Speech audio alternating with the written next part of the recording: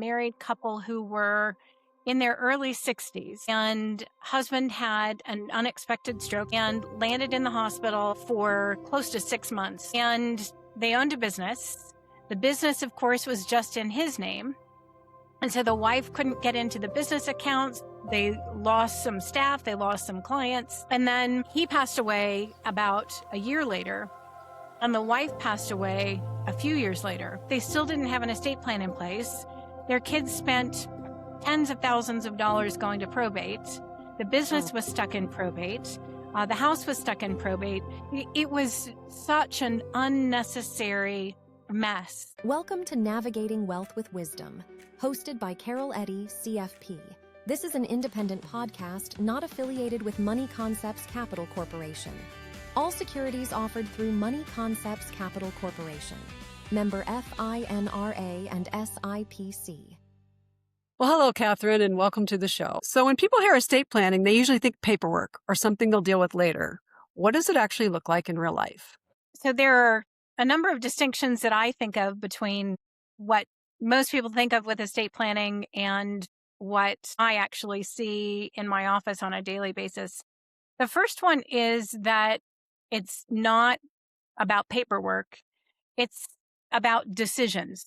Decisions about who is going to manage your affairs when you no longer can, decisions about medical choices and who's going to be making those and what kinds of decisions do you want to have made, who raises your kids if something happens to you, if you have children who are not over age 18. Another distinction that I make is that it's really about freeing yourself up between now and when you pass away. It's not just about planning for when you pass away, both because it's a good estate plan is going to include planning for incapacity. If God forbid you have a stroke or dementia or a brain injury, you want somebody to be able to manage your affairs and make your medical decisions. And once you get the estate plan done, it frees up your brain space to go on living your life. I mean, when people start their estate planning process here in our office, when people first hire us, they don't even have their estate plan in place yet.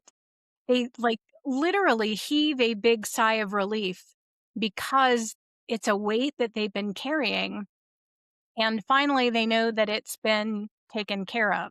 So it is about access and control, not just about documents, giving somebody the authority to take care of your affairs and access to the bank accounts, access to the real estate and whatever needs to be done with that, access to the business. And so it's, it ends up also being a conversation with the people that you love that, the conversation is happening whether you show up for it or not. You can either be absent from the conversation and just leave your family wondering, or you can show up and participate in the conversation in an intentional way. And maybe the last distinction that I would make is we think of our financial capital with estate planning, and financial capital is obviously very important. We've worked hard all of our lives. We want to pass what we've worked hard for well. And we want it to go to people that we choose and that, often the people that we love. And the human capital is, according to studies, 10 times more important to our adult children than the financial capital. And so that for me is an important part of a good estate plan. Yes, the documents are important. Yes, passing the financial assets are important. And the human capital is an important piece that a lot of people miss. Yeah, can you talk a little bit about human capital? Because when I think of that, I think that it's the conversations, or sometimes I think people don't realize, you could leave a letter with your estate planning, that's informal, saying this is why we made these decisions. Because often if you haven't communicated, which I always encourage my clients to communicate, at least the basic of their plan to their kids. But if nothing's communicated, sometimes there can be a lot of confusion. Have you seen an example of that where people didn't include some important caveats and the kids or whoever's inheriting is kind of dumbfounded by a decision they've made? Absolutely. One of the most common things that I see is parents who don't talk to their adult kids about why they set up things the way that they did. They name one child as a beneficiary of more of the assets than the other child or children, or they name an unexpected choice as their successor trustee, or they leave somebody out and they never explain it while they're living. So how do you have those discussions when you're creating a plan so that that's less likely to happen? Because I'm guessing people are walking in the door with like an estate versus planning with you. Yeah. How do you have those conversations? I would say with care, Okay. because those can be delicate conversations and you want it to go well. I'm trying to I'm trying to tell if there's feedback there. So, what we like to do with our clients is sit down and have a family meeting that we host, and that way we get to uh we get to play a role as the attorney who's explaining everything to the rest of the family and ask our clients questions in a gentle way that allows them to explain things. So, I would say gently, um I would say honestly, and before anything happens to you. A lot of people intend to have that conversation and just never get around to it. Another thing that you can do is write a letter that goes with the estate plan and put it in a sealed envelope in the binder of your estate planning documents that explains why you did things differently. And that can be super helpful for your beneficiaries, whether it's adult children or nieces and nephews or whoever it might be. Yeah, absolutely. So without naming names, can you walk us through a situation where things went wrong because there wasn't a plan in place? Yeah. I have a lot of different stories of people who intended to get an estate plan in place and didn't end up getting it in time. One that stands out in my mind is a married couple who were in their early 60s, and husband had an unexpected stroke. They were both healthy. Husband had an unexpected stroke and landed in the hospital for close to 6 months. And they owned a business. The business, of course, was just in his name. And so the wife couldn't get into the business accounts. There were some issues around the business. They lost some staff, they lost some clients. He eventually recovered. And then he passed away about a year later. And the wife passed away a few years later. And in that interim period, after he recovered and before they both passed away, they had both intended to get an estate plan. We got involved to set up a conservatorship and guardianship for the husband during the incapacity. We didn't know if he was going to fully recover or not. So they spent a bunch of money on that. And then when wife passed away, they still didn't have an estate plan in place. Their kids spent tens of thousands of dollars going to probate. The Oh, business was stuck in probate. The house was stuck in probate. It was such an unnecessary mess. And they had so many opportunities, but we never think it's going to be us. We never think today is going to be my last day on earth. We wake up every day pretty confidently thinking, things will go okay today. I'll get around to it tomorrow. So yeah. unfortunately, we don't always get more time.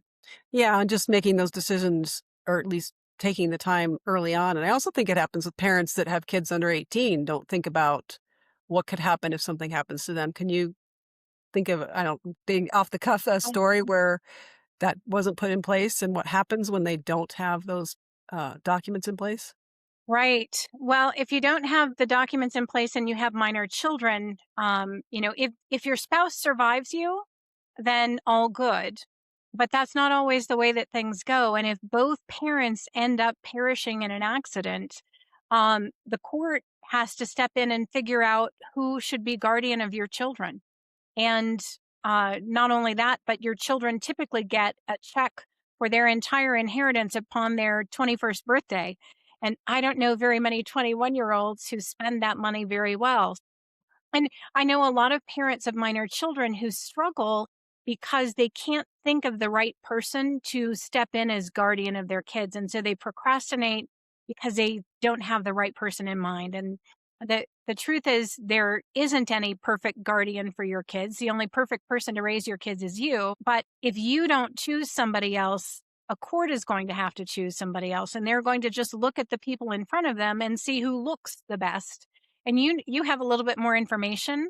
Hmm. So super important that you make that choice rather than a court, and set things up in a way that will honor your values. If you want your kids to receive money that will support their independence and self-sufficiency and self-development, probably you don't want a large chunk of money to go to them at age 21. You might want the money to be available for their college and for all of the other things that they need. But you might want to wait a little bit until they get the full inheritance so that they have a chance to develop their own work ethic, and figure out who they are before they receive their entire inheritance. Yeah, and I think people don't recognize that if they haven't done it, it will go to court, and the court, like you said, just picks whoever they think looks best on, but you don't get a full picture in court generally, and it's a tough decision for them to make, and it may not be anything like what you would have imagined. So if you can just make sure that's in place, that's key. And like you said, financially too. And you can even split up who handles the financial piece versus who handles the raising of the children, if that's Right. conflicting or you think some Absolutely. different people would do better at each job. So that you have a lot of options if you just plan ahead of time. You talk a lot about purposeful planning. So how much of estate planning is really about family dynamics versus just finances? Well, I would say what I invite clients to do is to think about what is the purpose of this money going to the recipients. For most of us, it's not just so that they will have money. There is a reason why. And so I encourage people to think about what is the why behind your money and the gift to the people who will receive your money. So if you're hoping to support them in being able to start a business, to support them in having a good place to live, a roof over their heads that is reasonably convenient to their work, whatever the things are that you want this to accomplish in their lives, it's important to take a step back and think about what are your values, what are the things that are important to you, and have a conversation with your attorney about how to accomplish those things in the transfer to the next generation. And I'll come back to the human capital piece. What I think of as human capital and what I developed tools to help my clients pass to the coming generations are those things that can make a more meaningful difference in the long-term well-being of our children and our grandchildren and our great-grandchildren, which are our wisdom, our Mhm. life stories, and our love, all recorded in ways that can be passed. So, in writing and letters and audio and video recordings, all of the things, if you have somebody, who you loved who has passed away, most of us, don't wish that we would have gotten more money from them. We Mhm. wish we had more of them here. And we today have an opportunity to leave more of ourselves for coming generations. And, I worked with some clients last year to write a 50-page family legacy letter that includes their stories and their hard-won wisdom and all of that. And it was such a treat for them to be able to cultivate all of that and know that all of the hard life lessons that they've had to learn in their 70 years are going to go to their grandchildren and their great-grandchildren and probably be helpful to coming generations.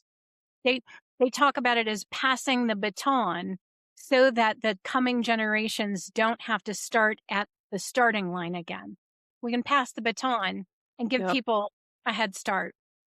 Well, and I lost my father before I had grandchildren or my husband, Mhm. and I mean, we have some, but I wish we had him telling stories because he was a great storyteller and he had some really fun stories about his life that I wish I had recordings of because it was just fun to listen. Right.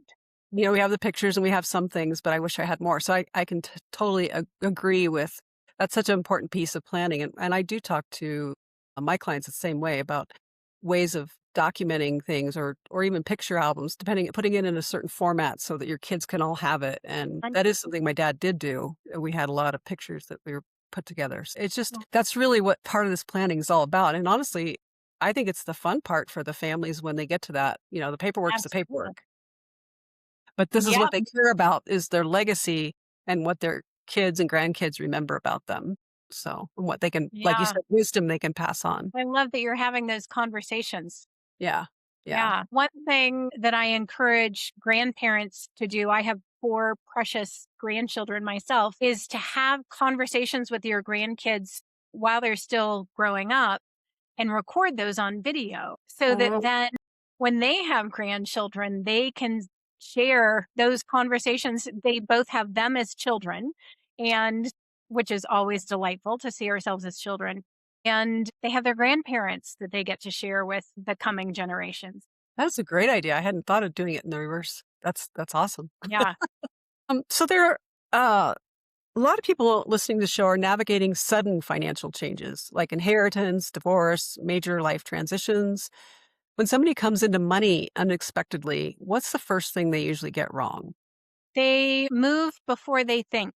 Oh. They spend it, they buy a house, they give it away, they think they have too much money, they give some to each of their kids, before they've stopped and I'll say talk to a great financial planner who can really help them evaluate what this money might be able to accomplish in their lives and therefore what they want to do with it. So they miss the opportunity to think about it intentionally. And I mean, sometimes people inherit retirement accounts and they don't understand how those work. I'm sure you run into that all the Mhm. time. And there are certain rules, those have changed under the Secure Act. And so you want to make sure that you're handling all of that properly. And they forget that the money needs a plan of its own, that Mhm. if you have an existing estate plan, you need to integrate that money into the estate plan. If you have, for example, a revocable living trust, you need to fund that new inheritance into the revocable living trust or align the beneficiaries with your existing trust. And if you didn't think that you had enough money to need an estate plan before, which by the way, you do if you own any real estate or have anybody that you love, this chunk of money that you receive is now a good reason to get an estate plan if you didn't have one already. Right, absolutely, because now it's gonna go to the next generation, and it can be more complicated. Right. And then, I mean, one thing that I see a lot is people who receive an inheritance and put that into a joint house or a joint business with their Mm. spouse or a joint bank account. And then spouse who seems perfectly great today in the future hits their head and runs off with the next door neighbor. And then inheriting adult child loses 50% of that inheritance in the future divorce. So thinking about that intentionally, I would recommend talking both to a financial planner and to an estate planning attorney to make sure that you don't end up accidentally losing part of what you inherited. I totally agree, and I think that's one of the places that often gets overlooked because if one spouse dies, the other spouse doesn't think about the fact of remarriage and another family coming into the picture. They just assume whatever was theirs would pass down to their generation, like you said, and that if well, for whatever reason they get involved with someone else, that second family can take half of that inheritance or all of it if that's their choice. I mean, and it may have not been the original spouse's intention, and so protecting that is very key in my opinion, and so I always bring up that scenario before I even talk to the estate attorneys, like, "You need to think about this is when we go to the estate planning, 'cause and think Absolutely. about how you wanna handle those assets," and then most people are very agreeable to answering those questions ahead of time and having those conversations, so it's just something they don't think about unless you bring it up. That's it. And that's why they need a team of trusted advisors to ask all the questions from all of the horror stories that we've seen. Absolutely. So, if someone was right now has nothing in place, what are the first 1 to 2 steps they could take? Well, the first one is to have a conversation with an estate planning attorney. No, I'll say the first step is to decide to do something about it, that you're not going to wait anymore. Everybody knows that we all need estate plans. Make the decision to go ahead and do something. Second step is talking with an attorney. And you want to meet with an attorney who has a lot of experience specifically in estate planning, who can guide you through those things that an experienced estate planning attorney will have seen that go Mhm. wrong. Because, I mean, there's a reason why I don't practice in bankruptcy. I don't know what all the pitfalls are in bankruptcy, so I can't avoid them. A good estate planning attorney with a lot of experience will be able to help you avoid the pitfalls that other people have accidentally fallen into and make sure that things actually go the way that you want it to go. So, and we offer regular workshops and webinars for people who are interested in just getting some basic information. If you go to our website, coloradoestateplan.com, you can see the webinars that we offer. And anybody in the audience who would like some basic information about estate planning and how to really accomplish what you want for your family can be a great introduction. Well, and I think the biggest problem is often what I bump into when people come into my office is like, oh, I know we need to get an estate plan done. And it's like, no, you need to do that now. I mean, you can always change it and update it as your life happens. It's something that seems to be on the later list instead of the now list. And often I will add it to our tasks with timelines. Like, have you contacted if they don't have one, or I'll refer them, depending, but it has to become something that it's on the agenda to get done. I think people think about it, but don't actually do it. They come Yep. use, oh, we've talked about that. We just haven't done it. Right. So, Because they think they have more time and life is busy. And they don't yeah. understand what a relief it is to finally get it in place. And then they get to enjoy that relief. And I think that's another hang up. People's like, well, I don't want to talk about dying. And it's not really a conversation about, I mean, that is part of the process, but all the conversations are about your legacy more than your passing away. It's like, what do you want for your kids? What do you want for your heirs, your charities, anything that they're interested in? How do you want that to unfold? And having some say in that, I think if they start that conversation, they don't, like when they come to see you, I'm guessing, like you said, that's where the relief comes. It's like, oh, that wasn't nearly as hard as I thought it would be. That's it. And you have somebody like you to guide them through and go, here's some things to think about. Here's some things you can make choices on, or you can do it this way or this way. And then if they have a certain idea, you can say, well, this is why this may or may not work with you. And I think they just don't conceptualize how helpful, and it's a process. It's not just you go in and sign paperwork. Right. And Perspective. a good estate planning attorney is going to have a good solid process that they hold your hand through. So you show up and then let the estate planning attorney guide you step by step through every little piece of things. And you're right, the conversation is very little about dying and mostly about who are the people that you love, what do their lives look like right now, what do you want them to look like down the road, and how can we support that? Absolutely. And then, I think I'm just thinking that most people don't seem to have a planning problem. They just have a timing problem, doing it sooner rather than later. And I think that was kind of Right. the message I wanted to get across, and also help them understand that it's a process, and just start the process. Is there anything we haven't covered that you'd like to talk about today? I mean, one of the things that I think is worth touching on is where people go wrong with estate planning. Absolutely. The biggest area where people go wrong is not getting it done. And we've covered that one pretty well. There are, of course, people who do the print it out from your computer documents and they plug their names in and they think they're good to Mhm. go. If you have a generic family and generic assets and generic goals, that generic document might work perfectly for you, but I haven't met generic people yet. We all have some nuances in our world, within our assets, within our loved ones, and you have to have an attorney to help you plan around those nuances. So, revocable living trusts that do not get funded. I'm a Yeah. big fan of revocable living trusts. I got into this business because my mother had early onset Alzheimer's disease. And so I became her conservator and guardian when I was 22. And I had to go to court and ask for permission for every little thing during her incapacity. And people think that, first of all, that won't happen to us. And then they think if that does happen, it won't be a big deal. But the court gets involved and makes it a big deal, both if you're incapacitated and when you die. Probate in Colorado is not a horrible monster. And it's still not a party. It still takes 9 to 24 months. It still costs, I mean, Colorado Bar Association says it costs an average of 3 to 4% of the gross value of your estate. Most probates that I see are not quite that expensive, but still they're $7,500 to $25,000 for a pretty simple probate.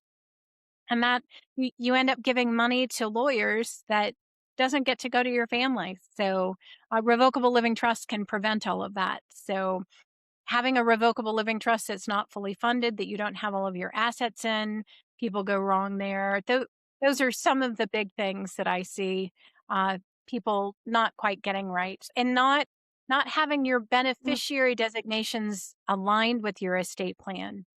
And that's a big one. Your attorney should be working with your financial advisor to make Mhm. sure that your goals for your beneficiaries will be met, both for the assets that are covered by your will or living trust and the assets that are covered by beneficiary designations. If you have minor children, you don't Mhm. want the money going outright to the minor children when they're minors, and maybe not even when they're 21. So really being intentional about that as well. Yeah, and the other thing, if I don't know if people know this or not, but I always remind them that, probate is public. So if you have significant assets, you may not want everyone to know how much passes from your generation to the next generation. And somebody could look that up and find out. Whereas if you have those trusts and revocable trusts put in place, number one, it's much harder to argue in court because they're much more ironclad. And two, it's private. No one gets to see what's there and what gets passed along except the family that's involved. Absolutely. Yeah, I think Yeah. that's And great. there are scam artists these days who use the probate files to go try to prey on, grieving loved ones. And Absolutely. I've seen like seminars, advertised to teach people to go prey on grieving loved ones to take advantage of grieving loved ones. So Yeah, very, very important information. So I guess one of my biggest takeaways is that estate planning isn't just about preparing for the future financially. It's about creating clarity before these all these things get complicated. creating clarity and creating authority so that somebody can carry out the wishes that you've given them clarity on. Oh, absolutely. Yeah. And I think you and I both often work as teams, like a financial I almost always go to the estate planning meetings because they're so intertwined with the financial. It's just easier and they can ask me questions while I'm there, or I'll just join by Zoom or whatever works. But I think it just gives people a lot more confidence to have both people talking to each other about, well, how is this going to affect one way or the other? And doing it as a team makes it that much more powerful for anyone involved. Thank you for coming and answering all my questions. And with that, we will end the podcast. Navigating Wealth with Wisdom is hosted by Carol Eddy, certified financial planner. A special thank you to everyone who made this episode possible. For more information, visit moneyconcepts.com/ceddy. This is an independent podcast not affiliated with Money Concepts Capital Corporation.